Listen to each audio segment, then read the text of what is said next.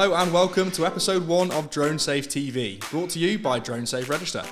I'm Todd Dudley and I'm the host of Drone Safe TV, which is a new series aiming to provide news, insight and hopefully a bit of entertainment, all to do with the drone industry. Each episode will feature a different guest from within the industry, and today I'm delighted to be joined by the son of the founder and CEO of Drone Safe Register, Tom Boyt. Thank you for kicking off Drone Safe TV with me. How are you, mate? Yeah, not too bad yourself. Thank you for having me on. It's a pleasure. It's good to have you, mate. Good to have you, and all good at my end, thank you. So you've been a little peek behind the curtain straight away. We were supposed to have your dad on, but he's struggling with a bit of a bad back at the moment, isn't he? Yeah, he's got quite bad back pain, but he's trying his best to come into work and keep us all strung together in the office. So he's doing a good job at the minute. Good man. But we'll hopefully have him on in a couple of weeks' time or a few weeks' time. Yeah, hopefully when he's feeling a bit more up to it. Exactly. That'll be a very interesting TV show. But a very very sufficient replacement in yourself. So give us a little bit of your background, mate. How did you get to where you are now? So how did I get to where I am now? I was doing my A-levels, sixth form, for about 2 years. So I'm 18 now. I started when I was 16. I was doing business, politics and sociology. Mm-hmm. I never really enjoyed the education side of things too much. But my grades aren't too bad. But I've always liked drones, always liked flying them. I was actually on a CBBC show when I think I was 11 or 10. I can't remember. I was quite young. It was Armageddon, and I went on it with my brother. Yeah.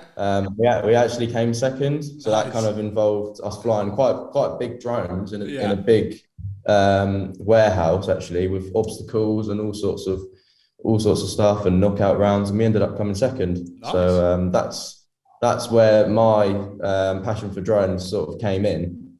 And now I've finished my education. I'm going to work for the family business. Yeah. I'm going to try and give customers as good service as I can, and just learn more about the drone industry. That's why I'm here, basically. Very nice. So what are you doing within the company at the moment? You've only started not long ago, haven't you? So what are you doing? I started on the 1st of June this month. It's actually the end of the month, so we are celebrating my first month here. Congratulations. And I feel like I'm doing quite well already, hopefully. Pushing along as best as I can, learning a lot about many things. Mm-hmm. But my main role in the business is probably speaking to customers and giving them the best service that I possibly can. That's what we love. That's what we love that differentiates us from other drone like DJI retailers. Mm-hmm. Is that actually someone yesterday actually came in. So he spoke to us on Talk, which is our instant chat feature on our website. We always answer that instantly, answer the phone instantly. He spoke to us on Friday, was using the chat feature, gave us a call. He travelled all the way down from the New Forest, actually. So he came down about travelled an hour, came down, had a nice talk for an hour about drones. I gave him a test fly in the car park with one of our demo drones. He had a flyer and operator ID, of course. We told him about his A2, everything, and he was extremely happy with the service.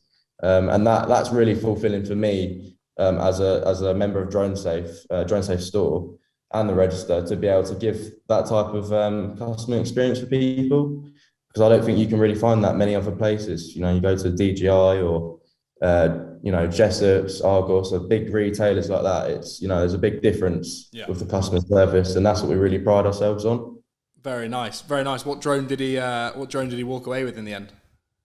He actually picked up the Mini 2, the DJI Mini 2, the combo. Nice. And that's what seems to really get people started into the drone industry. Yeah. And as I said, it's really exciting to see new people and new faces just come in straight away. And that's what they want, and that's what they pick. And it's great to see new people joining the drone industry.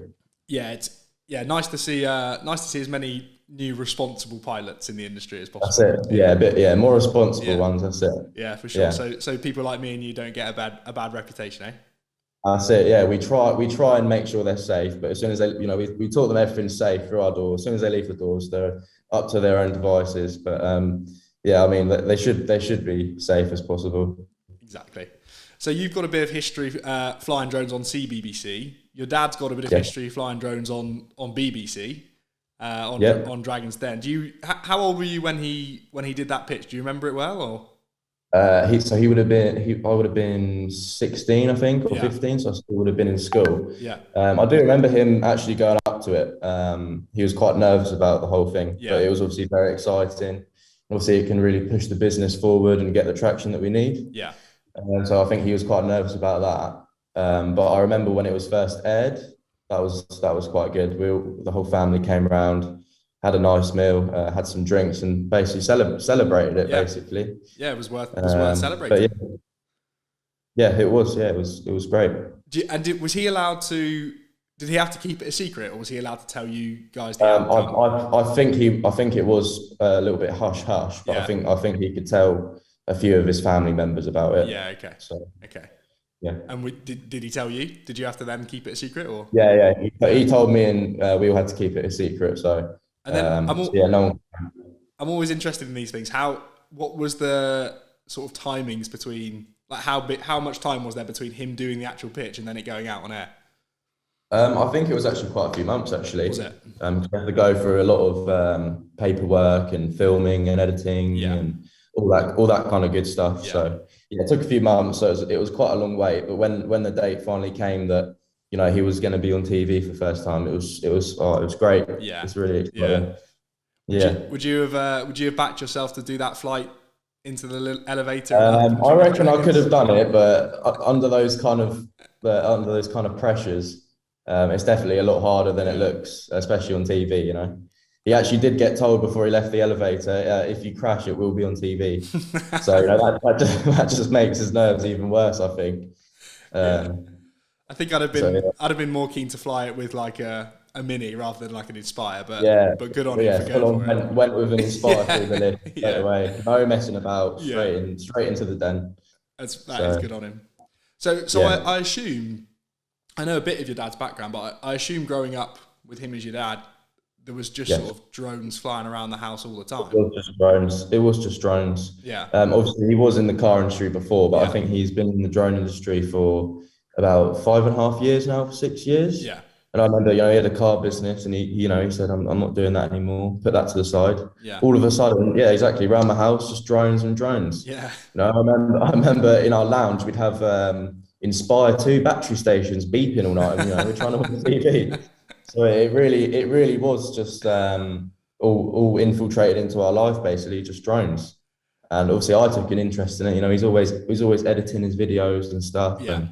And he likes to have his music up loud when he edits. So I'd hear the same piece of music for about 2 hours long. I probably remember all of those songs as well that he uses to edit. Yeah. So I'm very familiar with that. The video editing process. You start off really, really liking the song that you've got, and then by the end of it, you absolutely hate it because you've heard absolutely hate it, and you've heard it too many times. Yeah. You know the exact instrument when it comes in. Yeah, that's how exactly. So many times we've heard it. I've now got to the point where if I hear an old song that I've used in a video, the video starts playing in my head. Like I can see. Like, gives you a flashback. It's like PTSD from editing the video. Exactly. That's it. Exactly. But it sounds like a pretty fun household to grow up in. To be fair, what about your what about your brother? He obviously flew with you on CBBC. Is he still flying? He's not as into drones at the minute, but obviously he's quite young. He's still in school. Okay. But he did actually have work experience for us last week. Nice. He was helping out with Drone Safe World, collecting data and information for us, and helping out with blogs, learning about the instant chat and stuff. And he said it's quite interesting. So hopefully it would be great to have him on board in the next year or so. Once he's left school, we could have him as an apprentice. So good fun. That'll be another member of the family flying drones. Yeah, which is a nice touch. It must be pretty fun working with your family, I'd imagine. It is great. It's definitely quite rewarding working with your family. Yeah. It's really great. Yeah, definitely. So we've touched on it there, but there's lots of things going on within the register at the moment. There's obviously the store that's been launched. Drone Safe World's been launched. We are now launching Drone Safe TV, which is super exciting.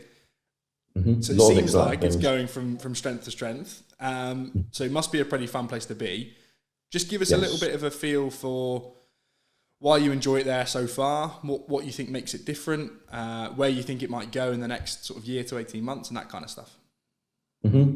So in the store, my main role is I'm updating products, researching about products, learning a lot about the product information. I'm speaking to speaking to customers on the phone, and really building up relationships with people that I've never thought I'd ever build up before, if you know what I mean. Yeah. So it's really great to be able to have those kind of skills to be able to network with people. And also we had a private members event on Saturday. We had about 30 people outside, obviously because of COVID restrictions. And that was also great to network with people. We actually taught them how to edit and have an actor and get the script involved and everything, and just teach them all about it. Mm-hmm. So that's the main things that I enjoy about my role, I'd say, is probably networking with people, seeing how happy a customer can be after they've received great treatment, you know, customer service, even the aftercare. Yeah. Like I love dealing with people, you know, after they bought their drone, and I'd give them an email, you know, send me some shots of, you know, what you've got so far, how are you enjoying it, you know, any problems at all, you know, we're always happy to sort it out. And where I'd see the business going in, did you say 6 to 18 months? Yeah, just sort of, you know, the next year and a half kind of thing. Yeah, short term, sort of medium to long term, 6 or 18 months. I'd probably see us definitely growing a lot. I can probably see us outgrowing our office that we're currently in with the store, because we keep getting more products. The Mini 2 is just flying off the shelf. Everything's really busy. But the one thing that's not going to ever change with Drone Safe store, and hear me now, we're not going to change our customer service at all. Someone comes in, they'll get the exact same treatment as when we were a year old. So when we're, you know, a couple of years down the line, 3 years old, it's always going to be the same. And that's our main thing, is customer service. Good to hear. Well, I'm sure if there's any potential customers listening, they'll be delighted to hear that, and they can head over to the website, which will be linked in the description of this video down below.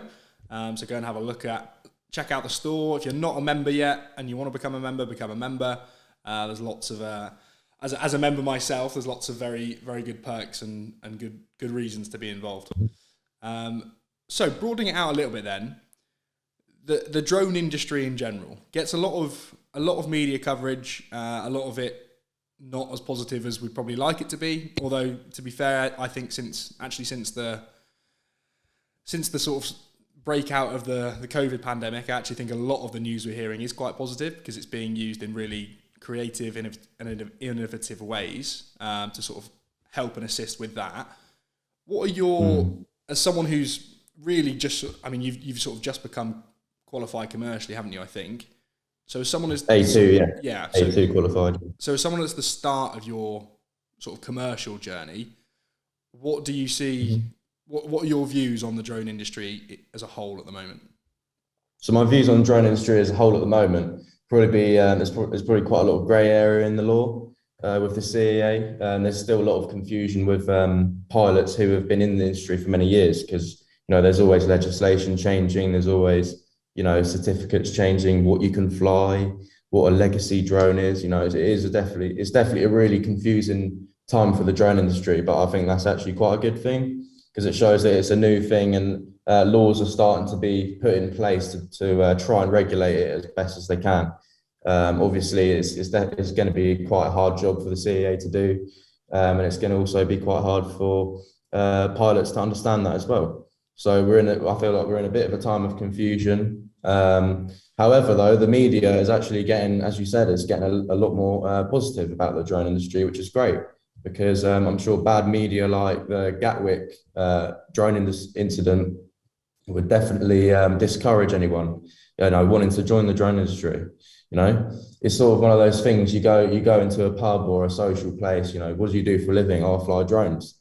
They go, oh yeah, was that you at Gatwick? You know, it's one of those, it's one of those things where it's like, it's one of those things that's going to be remembered throughout the industry. It's definitely definitely one of those monumental things that won't be forgotten very easily. But we just have to keep pushing to try and get as much positive press as we can. And that's why Drone Safe Register was set up, just to make sure everything's all legal. We are educating the public on how to fly drones legally, safely, and also how to have fun with them, because it's not all boring and legal stuff. We love to be legal. We also love to have a bit of fun as well along the way, and that's what I believe. Yeah, to be fair, we probably should have led with this, but a little bit of a slight tangent. We haven't actually explained what Drone Safe Register is yet.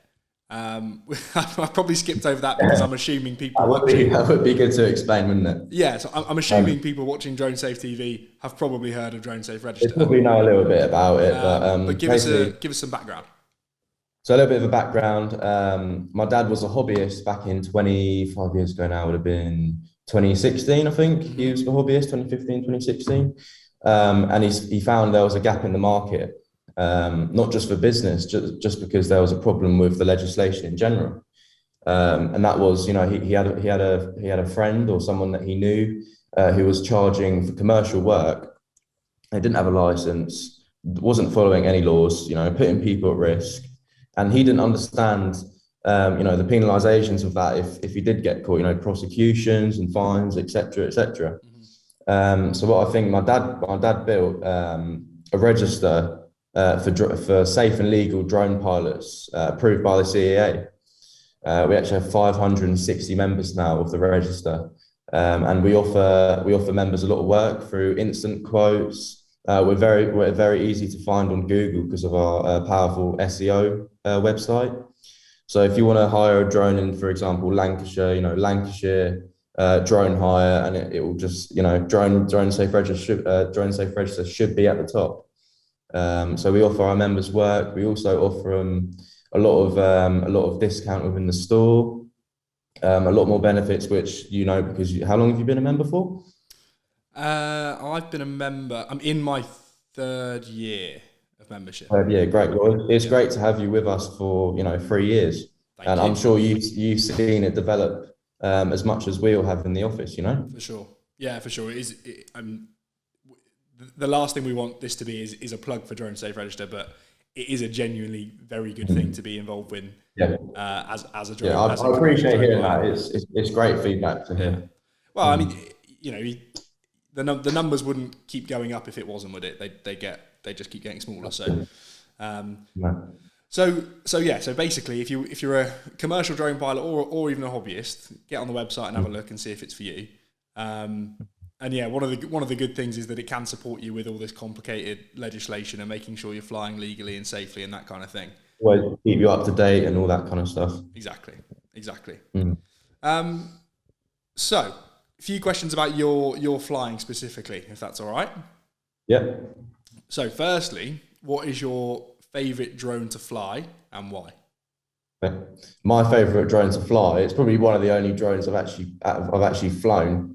Would be the Mini 2, because obviously I'm still quite new to flying. I used to fly quite a bit when I was younger, with CBBC, and back then I can't remember what drones I was flying. This is quite a while ago now. Yeah. It was probably just a little FPV drone. I've had some fun with FPV drones in the past, but for me it would be the DJI Mini 2. Just because it's so easy to use.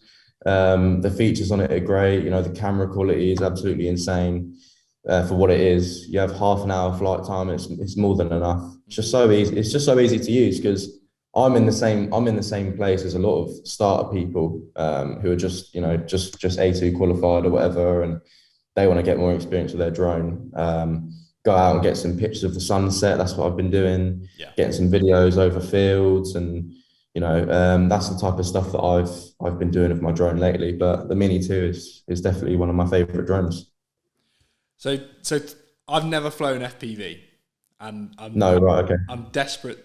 I'm desperate to try it, but also terrified to try it. So just give me a little bit on your experience flying FPV and what makes it different. For my experience with FPV, it's really interesting. FPV. As soon as you put the goggles on, it's like you are in a different world. Basically, yeah. It's like a VR headset for gaming.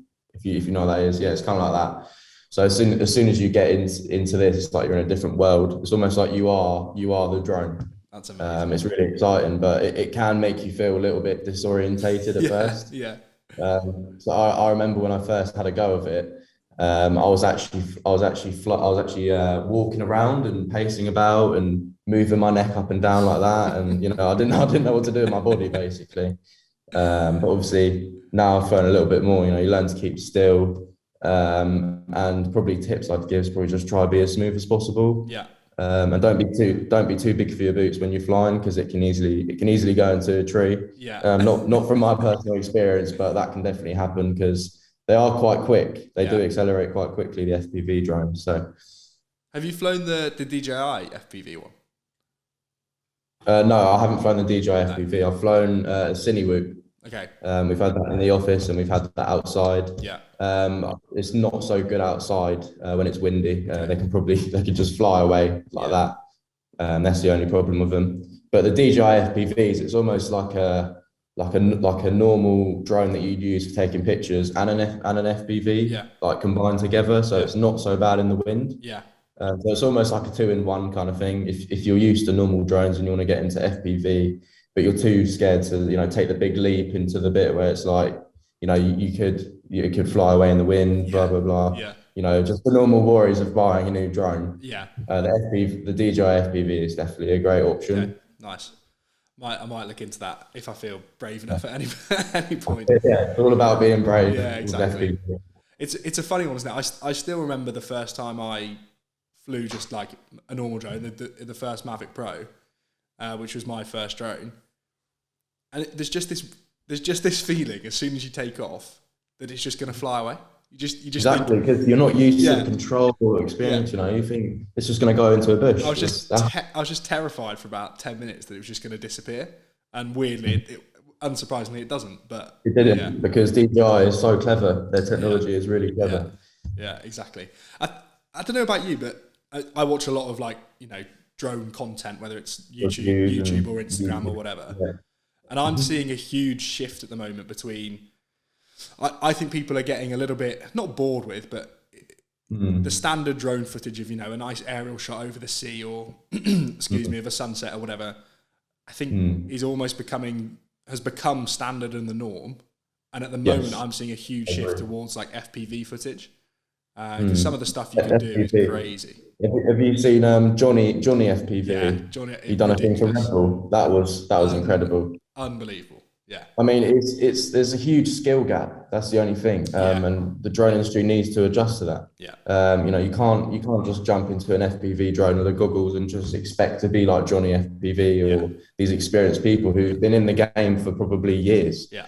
Ever since FPV drones have been about. Yeah. And it's going to take you some time of crashing and getting used to it and adjusting settings. It's definitely a lot more of a niche thing to get into compared to just commercial flying. Well, but I do agree with you. That definitely is the norm of just getting, like a nice panoramic shot of the sunset. We've all seen that before, but it definitely depends on the type of client that you're working for. For sure.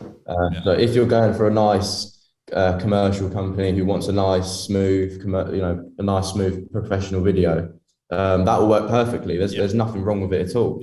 It's just, as you said, that the new trend lately does seem to be FPV. Well, a bit close to home, I saw your dad shared a video on LinkedIn a few weeks ago, which did unbelievably well, for a project that he had. That was with the car dealership. Yeah, with Land Rover. Wow. That was great. And I mean, we'll try and link it below, but if anyone hasn't seen I definitely recommend watching that. It's quite skillful, and it's quite inspiring as well. That's the type of thing that you can shoot with an FPV drone. Definitely makes me want to get into it more than I already am. Yeah, it's basically, I think it's like a 2 or 3 minute, basically one shot of this tour around this Land Rover dealership, and it's insane. It made me feel very inadequate as a drone pilot, to be honest. But same to be honest. Yeah, but it definitely wasn't done in one take. I'll tell you that. Well, come on, it's all right. We can. Let's just say it was one take. A bit of movie magic, but yeah, we can pretend. It's fine. Yeah. So we've done your favourite drone to fly. What about your favourite place to fly, and why? My favourite place to fly would probably be, there is this nice open field where I go to at the minute. It's by Aldingbourne. It's a nice farmer's field, but it's so nice just to take off and get, the lines of the crops Yeah. and stuff like that, and the sunset with a bit of lens flare and stuff like that. Yeah. Just simple things. I'm really enjoying it at the minute, to be honest with you. It's probably one of my best places to film. So by the sounds of that, you're not just into actually the mechanics of flying the drone. You're enjoying the more creative kind of photography, videography kind of stuff. Yeah, it brings out so much creativity in you. Yeah. And I think it's so much more different to ground photography of the angles you can get. Like, it's great. Yeah. You're seeing things that you've never seen before, because obviously we're not birds. You know, we're humans, always on the ground. We're not gonna ever see things like that unless we're on a plane. Yeah. When does that type of thing happen? You go on holiday once every year or two. Yeah. But drones, it's great. Yeah. We're not birds, and neither are the drones. Hence why they get attacked by birds quite often. But yeah. They kind of get taken out by seagulls. We actually had someone buy a Mini 2 replacement because he was doing a job, saw his drone. Next thing, he just saw a seagull. It was gone. I was flying. I've been lucky enough to actually go on an actual holiday the last week. I've been in Jersey. Oh, really? And I was nice. I need to get away, to be honest. This month's been very stressful. Well, Jersey's a good place at the minute. But I was doing some flying out there, and I was sort of like filming like a bit of a cliff walk, and just a flock of birds. I think they're called oyster catchers or something like that. A flock of these birds were just going mental trying to get the drone. I was like, okay, I think I'll probably come and land now before it falls out the sky. Easily done. It's easily done. These birds are probably bigger than, what were you flying? A Mini 2? Mavic 2. Mavic, but that's it's not really that big compared to full grown seagull. They just think it's a bit of food or something. Yeah, exactly. Snaps it right out of the air. Yeah, it's pretty sketchy, but good fun at the same time. That's it. And then you might not have one just yet. I remember talking to your dad about this about a year ago, probably, and his most challenging flight was unsurprisingly the Inspire through the elevator into the Dragon's Den. But yeah, what's to this point, what's been your most challenging flight and why? Most challenging flight, I'm not sure. Probably trying to get a shot around my car, but quite a close shot because there were some lampposts. Right. And obviously, that was quite a tight shot. I'm gonna have, having to look at the drone while it's flying, and me looking at the screen to make sure the shots are right. That's probably the most difficult thing I've done so far. Okay.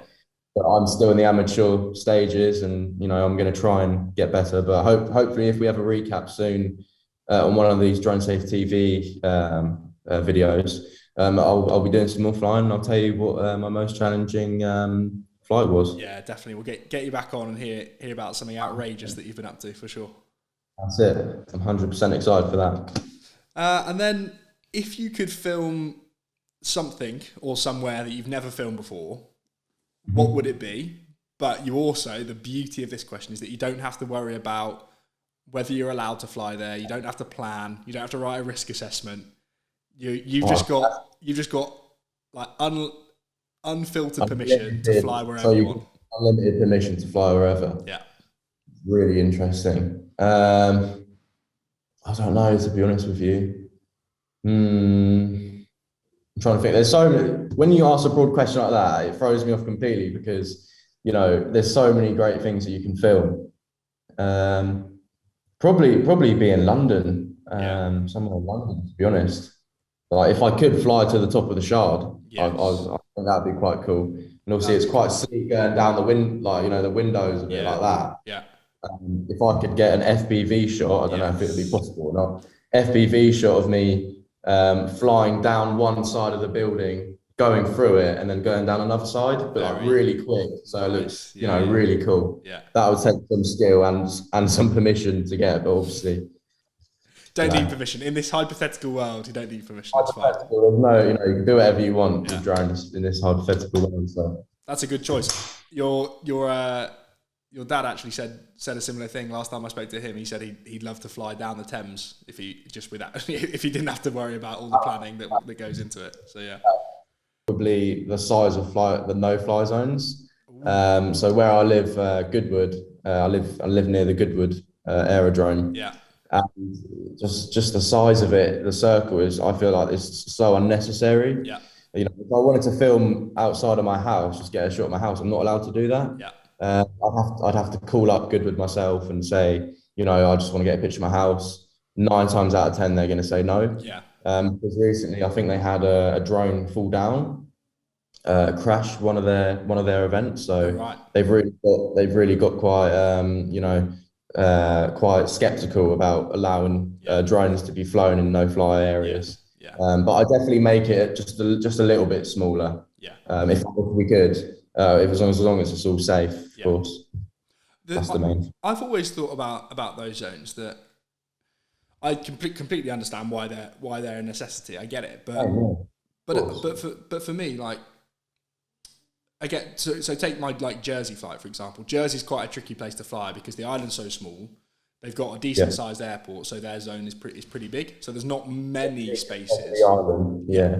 Probably filming the outskirts, and that's about it. Exactly. But it's kind of restricted where you can fly, and you know what shots you can get. But my thing was, you know, for me. Sorry. No. Sorry. You go. I was going to say, for me to actually get a good shot, I'd have to travel in my car to go out of the fly zone because the radius of where I live, I can't fly where I live, and you know, I'd want to get shots of where I live because that's close to home. You know. Yeah, I've always thought that it should almost be sort of height restricted as well, because so again, Jersey, I was stood on the top of a cliff outside the zone, but hypothetically, say I was inside the zone. I'm basically at the top of the cliff, and I'm not really flying any higher than my head. Really, I'm flying over the cliff and down to the water. So that's and you would be exactly allowed to take off 20 meters above because it's surface level. Exactly. So I think there's something to do with. I feel like there should be some kind of height thing as well. That if the zone is this big, but if you fly under a certain height, then you can be within this close or whatever. That's where it is. I do agree with you, but that's where certain things it gets way too complicated. It really is really complicated. Yeah. But you know, maybe things need to be complicated for it to work. I don't know. Or maybe it needs to be simpler. It's a complicated industry and a complicated thing to do. Yeah, I completely agree with you. You know, only been in it for a month, and I already completely understand that. So to try and navigate effectively unlimited drones within like a busy airspace anyway is fairly difficult. But yeah, there's definitely some progress to be made on that front, I reckon. 100%. Yeah, and that is going to come in the next few years, I think, because you know, drone laws are always evolving, always changing, always, you know, being debated in Parliament and stuff, and you know, we are going to see some big changes in the near future. It's very exciting. I think COVID has been a huge catalyst actually for some of that change, because it's become like a bit of a necessity to have, you know, to have drones for these like sort of final mile medical deliveries or whatever it is. It's being used a lot. We've seen it used a lot in Ireland, which they've got some good permissions granted there. Loads in America, loads throughout Africa. So I actually think bizarrely, COVID has been a bit of a catalyst for improving. It's a blessing for the drone industry, maybe. Yeah. And it's also probably brought a lot more pilots as well. I mean, lockdown, what were you doing? You know, bored, gone out and fly a drone. Yeah. You know? Go online and hire a drone. It's a good way to research about the laws. Yeah. We got a lot of new pilots coming into the industry just because of, put it simply, lockdown boredom. Yeah. Which was a very real thing. Yeah, I'm glad we're coming to the end of that. Exactly. But anyway, Tom, that's about it from me. So thank you so much for joining me on episode 1 of Drone Safe TV. It's been good fun to kick things off with you. And it's been great to talk with you. Yeah, and I'm very appreciative to be on the first episode. It's been a pleasure, mate. I'm sure we'll have you on again in the future. Hopefully soon. I'm very excited for that, Todd. And thank you for watching episode 1 of Drone Safe TV. We hope you've enjoyed it and that you'll tune in again next time.